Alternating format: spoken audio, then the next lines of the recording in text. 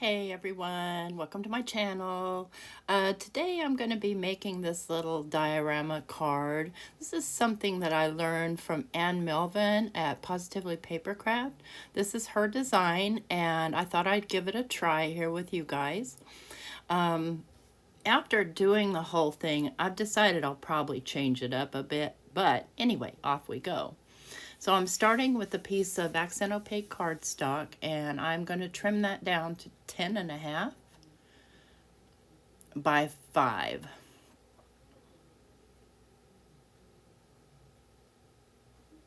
Yeah, don't trim away just yet.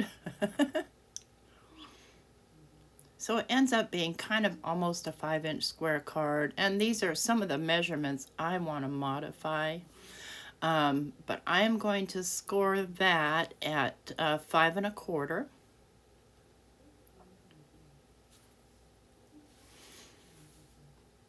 And then fold it in half, and that's going to be the base of everything.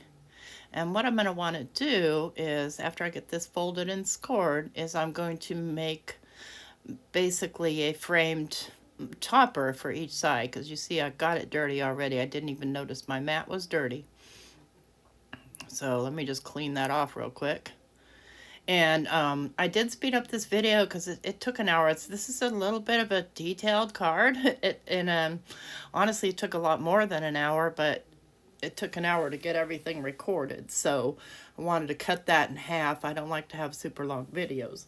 But now I'm going to take my trimmer and I'm going to cut same accent opaque paper. And I'm going to cut one at about 4.4 and 4 3/4. Actually, I'm going to cut two at 4 3/4. Yeah, I'm going to cut them from the bottom. I don't like to try and cut from the top. It just doesn't do well. And then I'll cut two more at 4 and round about 4 7/8. And what I found was that measurement was incorrect because the card isn't completely squared. But we're just going to live with it for now. And what I'll do is I'm going to cover both the front and back of that card base. So it's a very hefty card. I don't know, you probably mail that with a box of other goodies. But what I'm going to do is I'm going to ink blend a night sky here. So I'm going to choose my prize ribbon, my peacock feather, my salvage patina, and my villainous potion, and I'm going to start to blend the background. And you see, I'm just going kind of in a circular motion with the lightest color in the center, and most of that's going to get covered up, but it ends up looking pretty, so I like it. It's almost a spotlight effect, almost. And I'm just going to blend those back and forth till they're basically blended. And then I'll go in with my prize ribbon and just kind of blend along the outside of that. Nothing has to be perfect because I'm going to be throwing a bunch of stars on there and blending a bunch more color. So I'll go back in with the peacock feather and kind of blend those through. And I realize it looks like a target right now. That's okay. You'll see. It comes out good. So I'm going to do the edges with the villainous potion. And these are all oxides, by the way. You can blend them with ink. You can use patterned paper. You can do it however you want to do it. I just decided I felt like ink blending, so I'm going to go around in that circle, and then I'm going to go ahead and just move that ink around just kind of willy-nilly. Go back in with my prize ribbon. And yeah, I have more ink daubers, but I can't be asked to get them all out because that means I have to put them all away. And then I'm just going to throw in some color and then blend it through. And we've kind of got, if you wanted to put a Santa or something, we've kind of got a spotlight effect. And so I'm going to do basically the same thing with the next piece. And honestly, again, you can use pattern paper. I'm just cleaning off the dark color off of there. And then I'll go ahead and do the same, basically the same procedure. I did leave it in because, well, frankly, I forgot to cut it out. So I'm just leaving it. And we'll get this one blended out. And again, we're sped up here. Took a little bit longer than this. And honestly, you can't break these kinds of backgrounds because by the time you spatter your stars on, uh, it just kind of makes everything all be friendly and happy. So I'm kind of just spreading this, and not even in a circular motion, just back and forth here and there, up and down, just all over the place with it. And I'm keeping it mostly purple in this one, but I will throw back in some prize ribbon just to kind of make things cohesive, and I'll just leave that tiny little bit light. So it's kind of looks like clouds or a galaxy or something like that. I'll get all my stuff out of the way and wipe off my mat because, all know me, I'm going to get ink everywhere. And I'm grabbing a baby wipe. It cleans this little mat the best. It's quick, it slides right over it. This mat sticks really well to the glass, but it doesn't stick well to, like, if you have a cutting mat or something, it doesn't. So I like to use it directly on my glass. And what I'm going to do is I'm going to take this, what is this, whiteout or not fade. I'll list it in the description box. I can't think of the name of it while I'm doing this voiceover. But I'm just going to spread a little bit on my little acrylic block there. And then I'm going to clean my little palette knife off. And I'm going to just put a little bit of water on there. And I'm kind of doing it off to the side because I don't want to get water on my card fronts here. And I'm just going to take my little fan brush and just start to spatter away. And yep, I get this stuff everywhere. But see how once you do this, it doesn't really matter what your galaxy looks like because it gets covered in stars. But this stuff doesn't fade. And I'm going to actually leave a little bit on there for a minute because I did get some dirt on the outside of my card, which you don't see right now, but I see in a minute. And I'm just going to take in a little bit of that white paint and cover that spot rather than trying to erase it out. I'm going to set those aside and let them dry, and then I'm going to do the matte pieces. And I want those to be silver. So instead of using silver paper, I'm going to grab my Memento or my Sukaniko ink, and this is the Silver Starlight, I believe, and I'm just going to kind of just run it along the edges there. Not very much of that's going to show through it all. There's me trying to scrub some of that ink back up onto my ink pad, and then I realized, why don't I use the other side of the ink pad? I swear, sometimes I'm just crazy. But get that put away and let those dry, and then I'm going to be gluing all those pieces down to the card base. So I'll start with the silver ones, and it doesn't matter that I got the card base dirty because it's all going to get covered up. And I'm going to go ahead and glue these down, and I'll be back after I finish getting them glued down to both sides. Try and get that even. See, right there's where I realized, wait a minute, this isn't the right size, but too late. I'm already committed. So there we are, both sides. And I already had this little Merry Christmas cut out, so I'm going to go ahead and use that. I just want to keep the front simple. And honestly, there's no place you would have to, like on the back, maybe just glue like a piece of white paper or something to write your sentiment on. But I'm going to use my artist tack to stick this Merry Christmas on because I do not like trying to glue this particular piece. It is no fun at all. Especially trying to stack them. I'm definitely not going to stack this. There's enough stacking going on in this card. So I just lay that on the sticky part, and then I just kind of burnish it in with my fingers pretty tight. And then I like to kind of bend the paper and try and peel it off that way, because if you just try to, like, those letters will stretch out. I know you know what I'm talking about when you're fighting with a really beautiful handwriting like that. The letters want to stretch out and rip and bend. So I want to be very careful about getting that off, and I'm going to try to be careful about getting sticky. I'm going to choose which side I want to be the front, and I'm just going to stick that down. Just like that. There's that whole part. So now I'm going to be doing the inside pieces. And I'm going to use some paper that I got from Tonic Studios.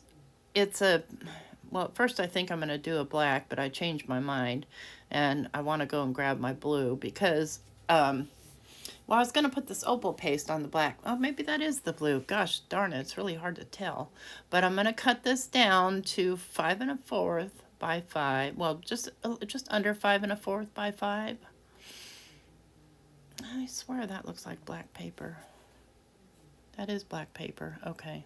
Yeah, so I was going to put the opal paste on there, and I ended up, the opal paste turned gold, and I didn't want a gold sky. I wanted a purple sky, so I decided to go with the purple paper.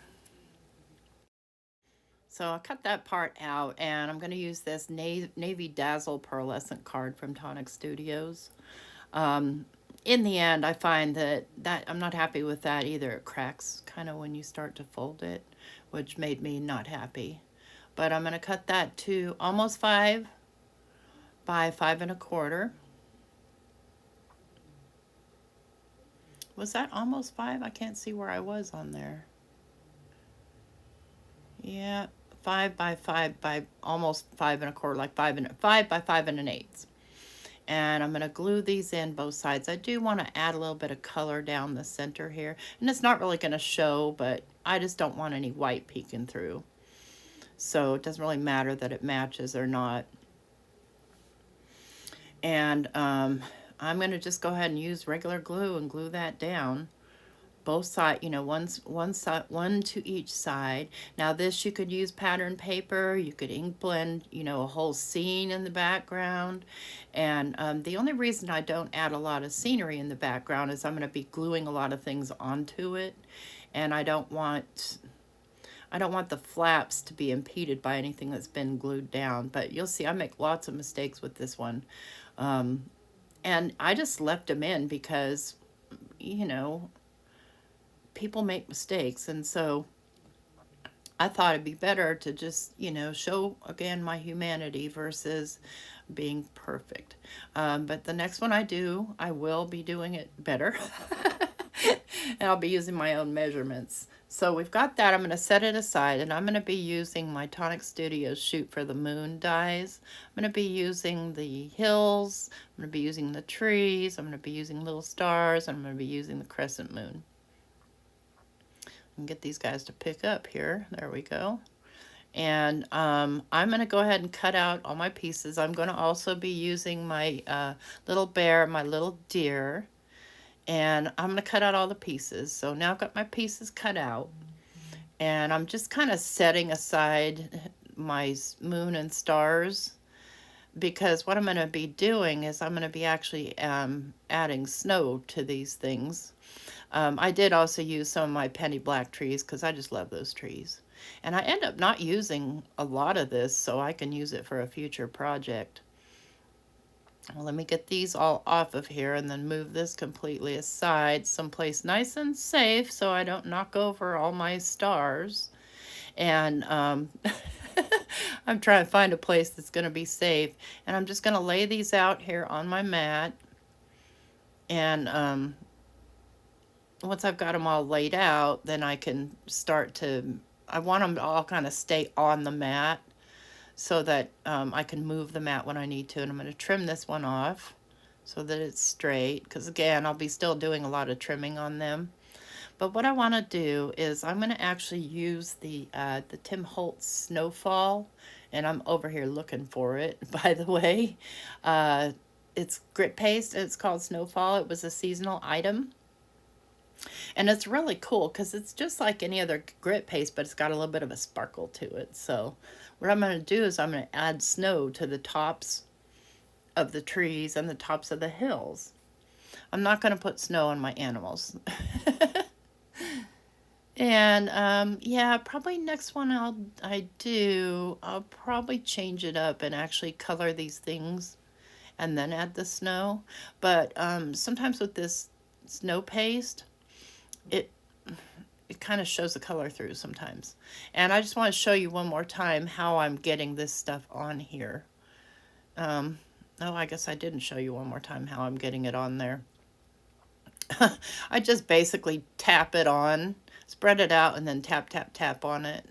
And so what I'm doing now is I'm cutting the pieces that go in the center. So I'm cutting the graduated pieces.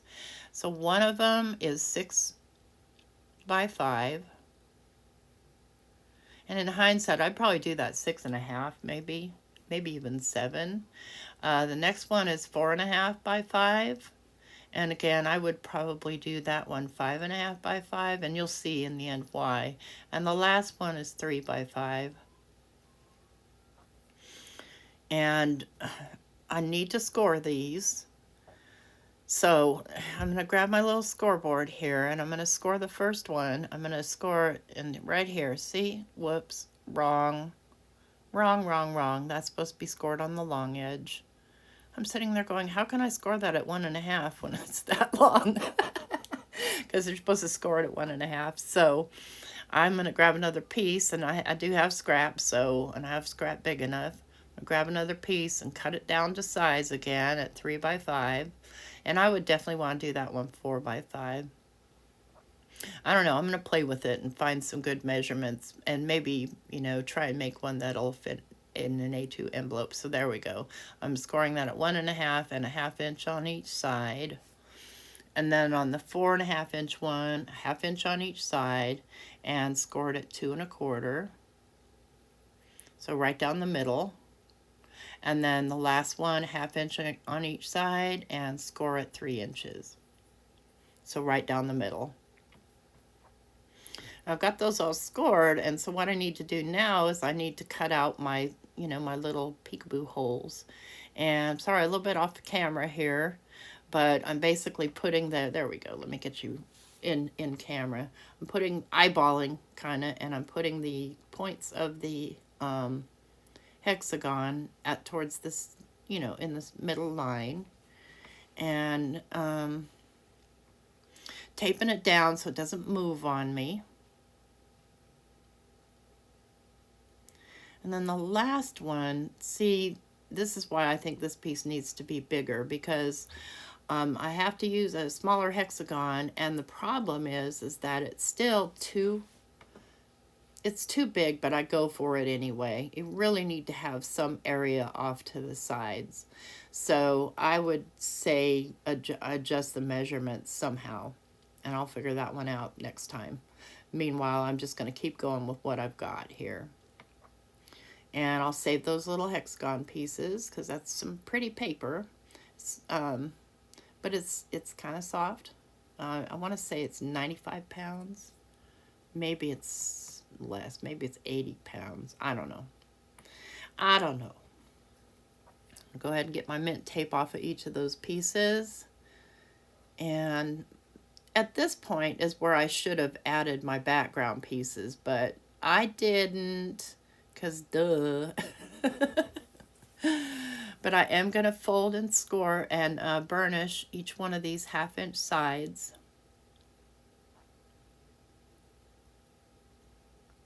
On each one of the pieces.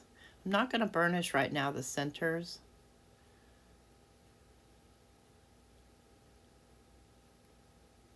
See, what you would do ideally is put your pieces in and then so that they can fold too. You would also score the pieces while the thing is flat instead of on the card, which is what I ended up doing. So what you're going to do is you're going to just glue these down, and the first one glues right there. Basically that 1/2 inch piece goes all the way up to the edge. And this paper is kind of slippery too, so it took it a minute to take hold as far as getting these glued down without it moving around. And, I get it into place, and then I try to burnish it down. It slippy slides on me. So, and then Anne uses white paper. But I thought I wanted everything to be, I wanted the whole thing to be nighttime. So that's why I used the same dark blue paper. So we're just going to let that kind of sit for a minute, and then we're going to glue the next one in about 1.5 inches in, I would say. You could do 1 inch, but in hindsight, yeah, I still would have bigger paper. And I'm just kind of spreading that glue out with my finger because I want it to make sure that it glues completely. So, and then we're going to do the third one very same way. It does end up looking pretty cool, but yeah, I'm going to do it. I'm going to have a do-over. And I end up putting that one in a little bit closer to the middle. I just want it closer to the middle. And see, here's where I realize I should have put my pieces in. Because you've got to get those in there, and they've got to be inside the fold lines because, you know, you don't want them impeding, being in the way. And see, it just doesn't, it just kind of sits weird. You don't see it in the end, but, and then I put the glue on the correct side, right? And I think, oh, wait a minute, I put the glue on the wrong side, and I do need to trim that down because it's not going to fold. And, yeah, still not going to fold. Trim it off a little more. Realize I got glue all over the next piece. Okay, let me put something under there so that doesn't happen. Had I done it right, that wouldn't have been a worry. But I'm just going to kind of glue this down until I'm happy with it. And then go on to the next piece. Get smarter with that one. And it looks like this piece that I trimmed off of there is going to fit in there a little bit. I do need to trim off a wee bit. But we'll see. We'll see. And I'm going to just go ahead and glue this piece in. And I realize here that I glued it backwards. My snow's on the wrong side. Okay, and so what do? I put the glue on the wrong side again. Oh, there we go.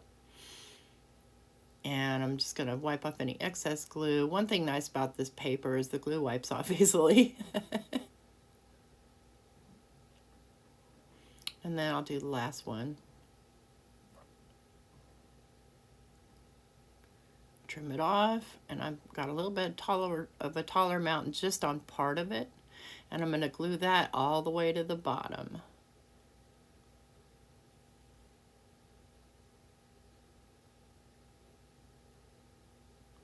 And, you know, there's dry time in between. I do let stuff dry before I start messing with it. Because like I said, this paper is really slippy slidey. But there's kind of what your pages are going to look like. And then I realized, well, shoot, I need to score this thing.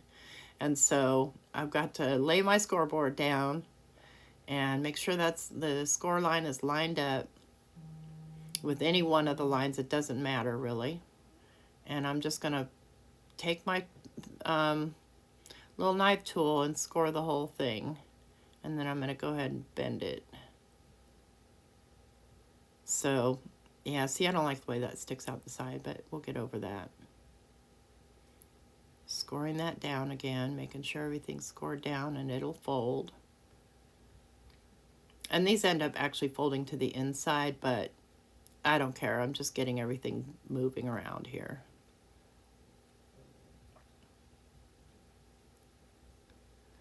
Okay, so I've got those parts done, and now I want to add my little trees. I'm going to go ahead and fold that. I'm not burnishing any of it because it's going to fold the other way too.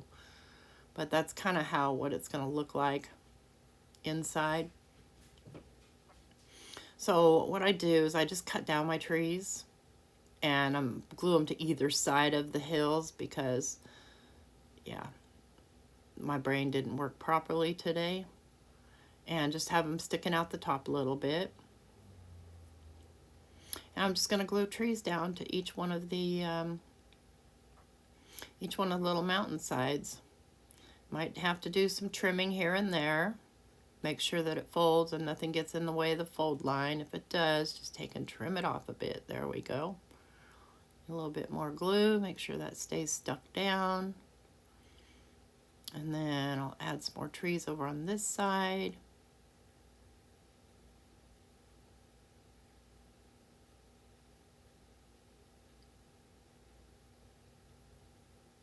There we go.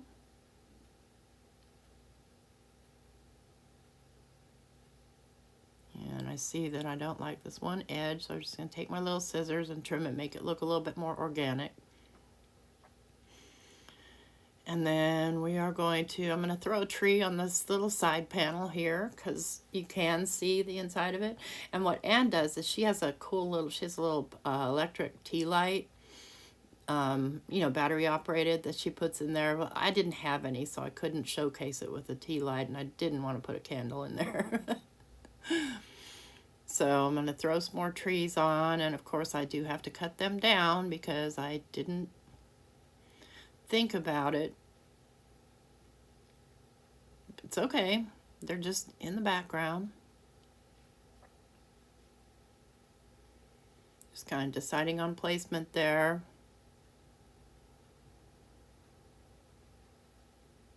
Get those stuck down. They don't want to stick very good. Trim off any excess that might get in the way of the fold. I'm just going to glue that to the top of that. In hindsight, I could have probably brought it out to the outside, but I don't think it would work really. I do end up doing that with another tree. But that one's, there's just not enough, there's too much on the other side for it to sit proper. And I'm going to glue one of the little penny black trees in here.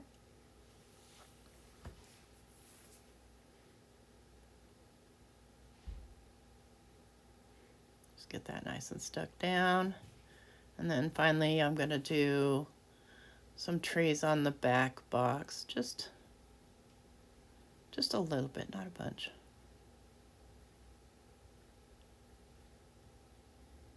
Maybe just one tree.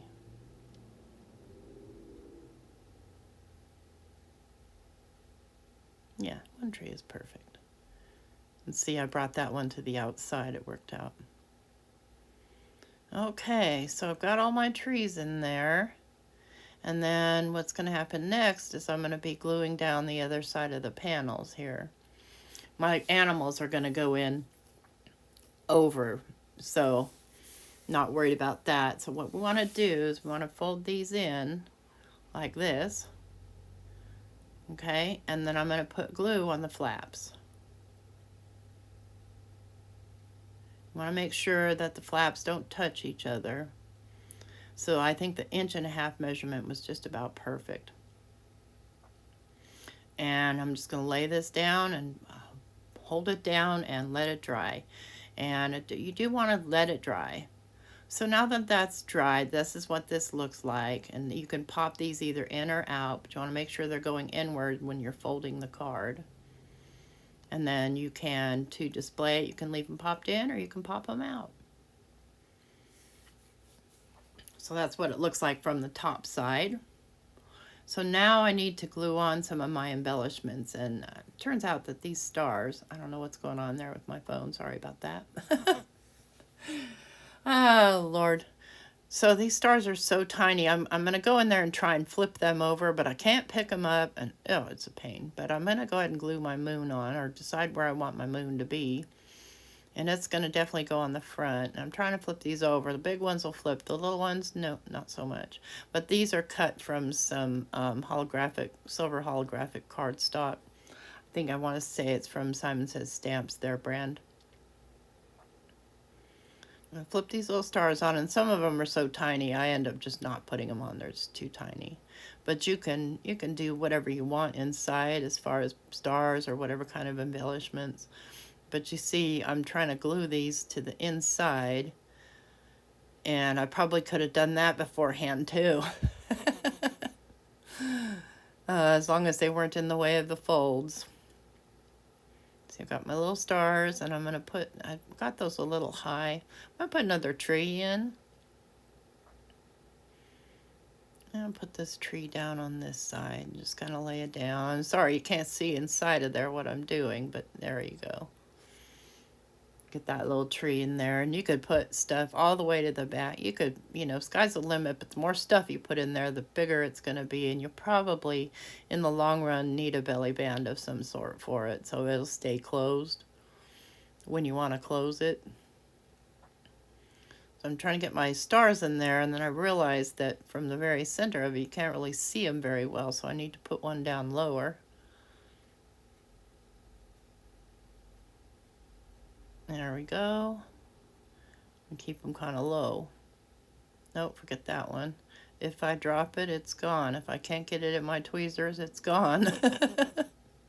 Tapping off a little excess glue there. I've got my stars in. Now I'm going to get my moon on. I'm just going to make sure that my moon doesn't, you know, get in the way of any of the folds. I'm just going to kind of hold that until it stays in place. See right there, that crack at the bottom just kind of makes me mad. So I won't be using that paper for this purpose again. It's going to have to be just kind of decorative paper, not functional. Put a couple little stars on. And the last thing I need to do is just get my animals in there. And I find out that Bear is just a little too big. His nose is going to stick and get broken in there. So I have to kind of put him not exactly where I wanted him, but he's going to have to go there. And so I'm going to go ahead and just make sure where he's, I don't want him sticking out either, so I'm going to trim his little hiney off there and glue him down there to the bottom. I probably could have popped him out, but at this point I'm tired. And so I'm going to put my little doe. My buck is going to be too big. So I'm just trying to decide where I want to put my little doe. And I'm going to put her right about there. Yeah, I like her right there. So again, this is not my design. This is Melvin from Positively Papercraft. She has a lot of amazing, amazing designs that I want to try, you know, with my own spin. And so this is one of them, and I will link her website or her YouTube down below. She's got a blog. She is actually a designer for Sizzix. Anyway, this is the card, and then to close it, you're just going to pop those in and close it up. And you can leave it popped in like that if you want to, or you can pop them out. Either way, either or. I hope you enjoyed this video, this little learning experience with me. If you liked it, please give me a thumbs up. If you want to see more videos, hit that subscribe button, and you want to hit the notification bell down below so that you'll get notified every time I upload a new video. Thanks so much for watching. Have an awesome day.